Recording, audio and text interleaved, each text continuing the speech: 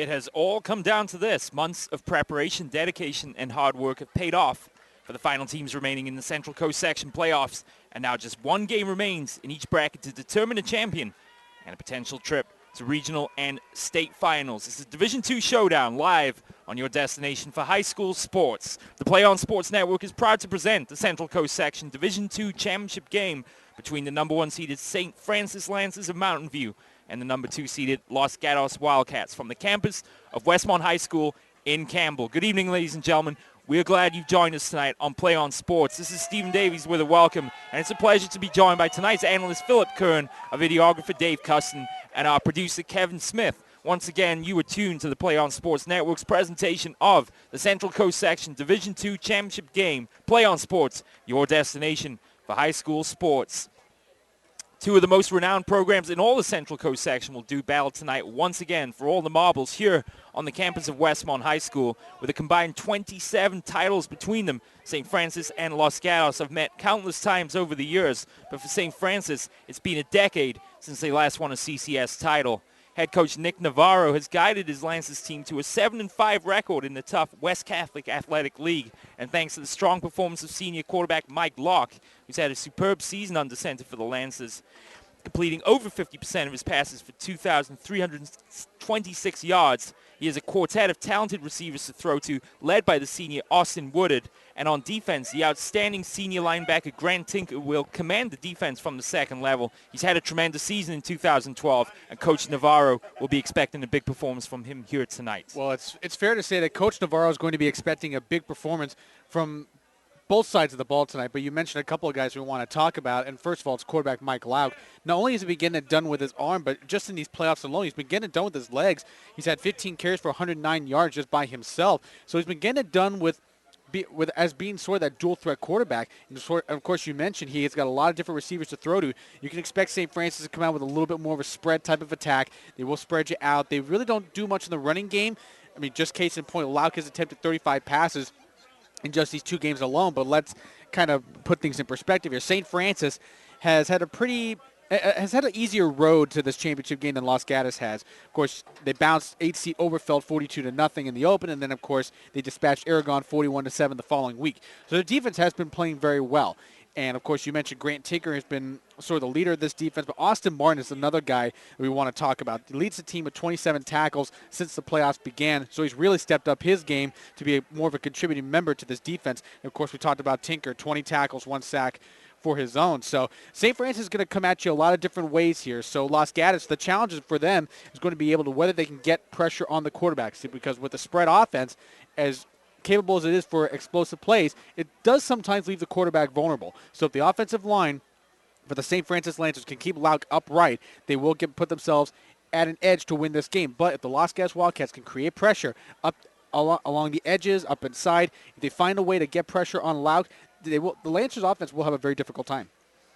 As we mentioned, St. Francis haven't been in the title game for 10 years. It's a completely different story for Los Gatos. The defending Division II champions have enjoyed the spoils of victory often since the turn of the century, winning a CCS title 7 times in the last 12 years, including a 28-21 victory over Pioneer in the title game last year. Legendary head coach Butch Catalico led the Wildcats to an 8-4 record overall, and Los Gatos left it very late indeed in the 21-20 victory over Wilcox in last week's semifinal round. Nico Aminetti combined with Bailey McNally to stop Wilcox on a do-or-die 2-point conversion to preserve the Wildcat victory. The Wildcats have an offense geared more towards the ground game, led by the senior running back William Lee and the super sophomore Joey Wood, who've combined for 22 touchdowns. Junior quarterback Nick Borden has been steady, completing better than 54% of his passes for 1,487 yards. On defense, the aforementioned combination of McNally and Aminetti will torment the Lancers offense as they've combined for 12 sacks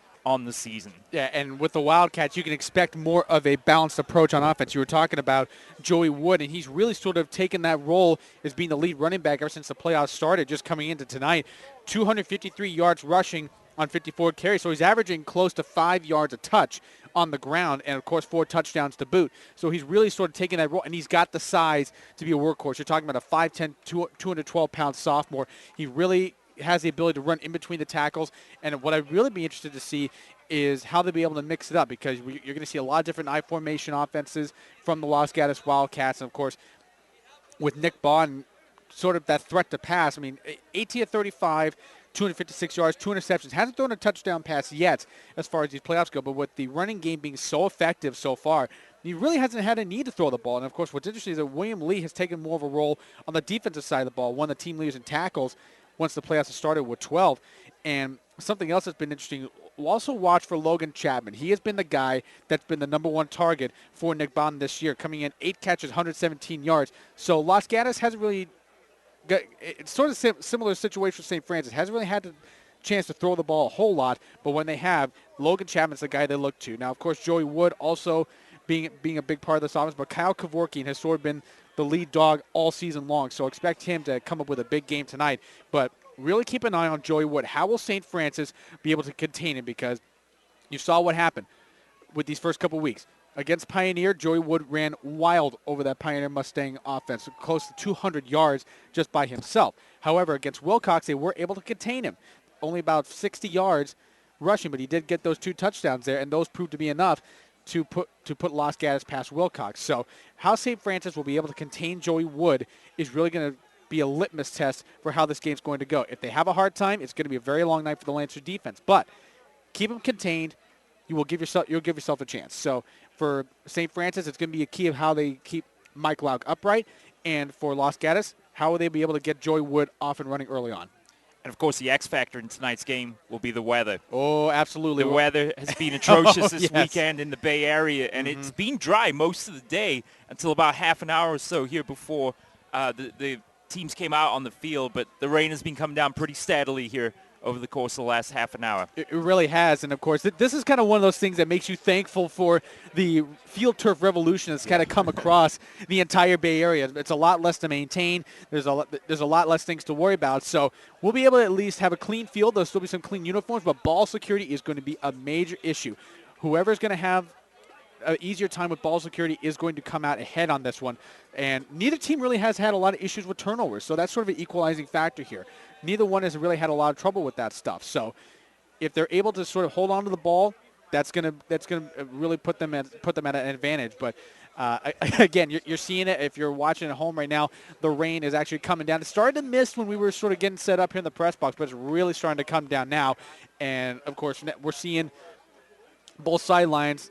They are braving this weather. They are here because they know that this is just such a big deal. Now, of course, for St. Francis, you mentioned this. The last time they actually laid claim to a CCS title was when they tied Los Gatos 10 years ago. So I think they would want more of an outright title this time around. For Los Gatos to be able to get a repeat performance of a D2 title, that's really going to add a lot to their program. And even Coach Catalico said the same thing. Look, to win a 14th title in school history, I mean, think about that for a second.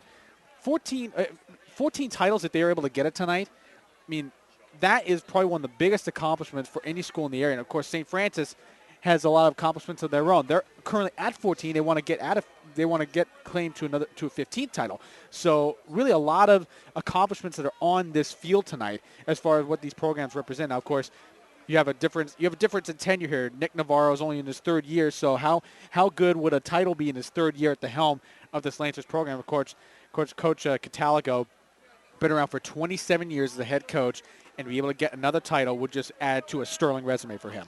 And it's even more impressive when you consider the Los Gatos would have potentially won 8 of those titles, including if they win tonight, of course. Absolutely. In the last 13 years. And that, especially in the Bay Area these days, that's up there with some of the great programs all around the northern half of the state. It should be an entertaining evening here from the campus of Westmont High School in Campbell. The captain's coming out then to the center of the field. We'll go over those for you while we have a chance for St. Francis. Number 68, Brody Nakama. Number 31 will be Dominic Andrighetto. And number 15, Mike Locke. For Los Gatos, number 85, Teva Brenda. Number 35 will be Jack Tittle, another player to keep an eye on, the 6'3 junior defensive tackle. Number 40, Max Herman, the senior. The last one just obscured there, his number just coming into sight. Marshall Mystery, another junior. So Los Gatos have won the toss. They've opted to receive. Two teams shaking hands in the center of the field. The Lancers in the brown, gold, and white uniforms, the white helmets, the brown tops with the gold trim. Los Gatos in the white uniforms tonight with the orange pants. We will take a short break as we get to the national anthem, and we'll be right back then for the start of the kickoff here in the Central Coast Section Division II Championship game from Westmont High School in Campbell. Don't go anywhere, ladies and gentlemen. We will be right back.